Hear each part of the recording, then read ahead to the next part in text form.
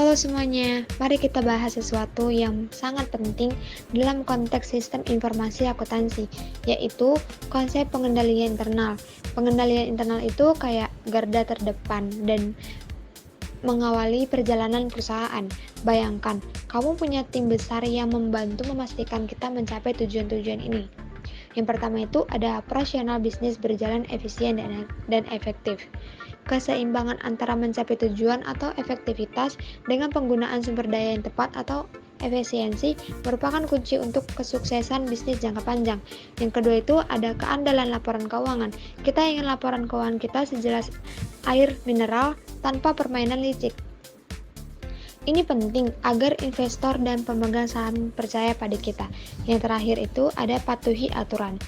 Kita harus selalu mematuhi hukum dan peraturan yang berlaku. Ini seperti aturan main dalam berbisnis, harus dipatuhi dengan saksama. Lalu mari kita lihat fungsinya.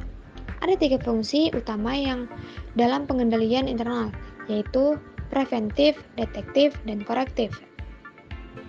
Preventif itu untuk mencegah masalah sebelum terjadi.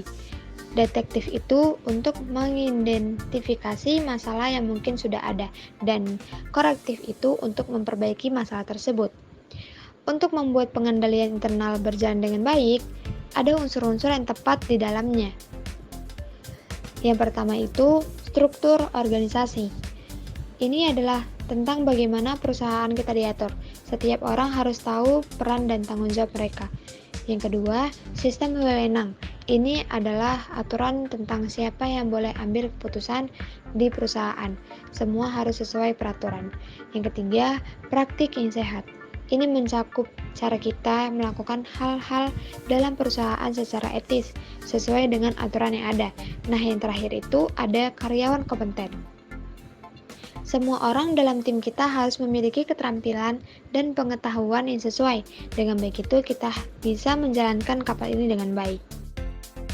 Selain itu, ada komponen-komponen penting lainnya, yaitu meliputi lingkungan pengendalian, kegiatan pengendalian, pemahaman resiko, informasi dan komunikasi, serta monitoring. Pertama, lingkungan pengendalian. Lingkungan ini kayak suasana hati di perusahaan. Ini termasuk nilai-nilai yang kita anut, aturan-aturan di kantor, cara perusahaan diatur, serta pentingnya karyawan jagoan.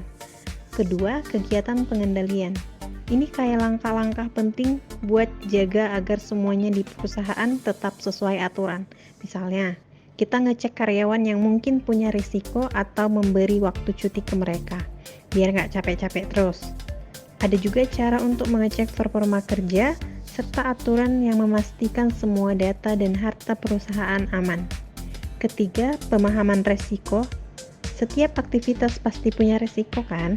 Nah, jadi manajemen perusahaan mengecek resiko-resiko itu, lalu mengambil langkah-langkah biar bisa diatasi masalahnya. Contohnya, perusahaan aturan hukum, kecurangan di perusahaan, atau situasi aneh di pasar. Keempat, informasi dan komunikasi. Bagian ini penting banget. Tanpa informasi yang jelas dan komunikasi yang baik, susah buat jaga perusahaan. Misalnya, pakai info buat putusan yang tepat atau berhubungan sama pihak luar. Jadi, seluruh aturan ataupun kebijakan yang ditetapkan harus diinformasikan. Terakhir, monitoring. Monitoring atau disebut dengan pengawasan ini seperti jadi polisi kecil di perusahaan. Tugasnya memastikan semua orang patuh sama aturan yang udah ditetapkan. Nah, itulah cuplikan mengenai pengendalian internal dalam sistem informasi akuntansi.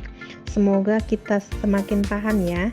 Terima kasih telah menyempatkan waktu untuk melihat video ini. Terus belajar, terus terbuka, dan jadilah agen perubahan.